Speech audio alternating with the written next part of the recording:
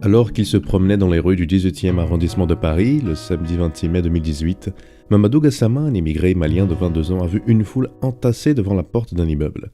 Quand il leva les yeux, il vit un enfant accroché au balcon au 5e étage.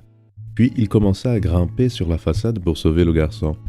Une vidéo qui a enregistré le sauvetage a fait le tour des réseaux sociaux et a élevé le jeune homme au rang de héros national. Interrogé sur les raisons du sauvetage, Gassama a déclaré sur BFM TV: « Je n'ai pas hésité. J'ai vu un garçon de 4 ans dans cette situation et je n'ai pensé à rien sauf que je devais le sauver. Et Dieu merci, je l'ai sauvé. » Quand j'ai entendu cette histoire, je me suis demandé qu'est-ce qui conduirait quelqu'un à s'exposer au danger d'escalader un bâtiment pour sauver un inconnu.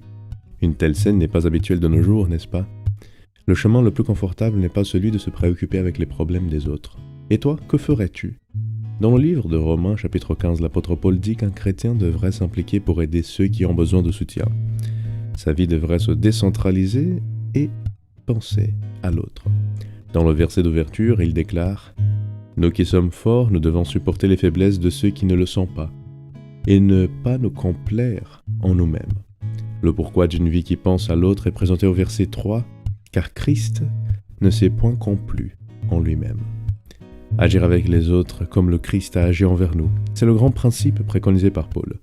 Tout comme nous avons été aidés dans nos faiblesses, nous devons aider ceux qui ont besoin d'être renforcés.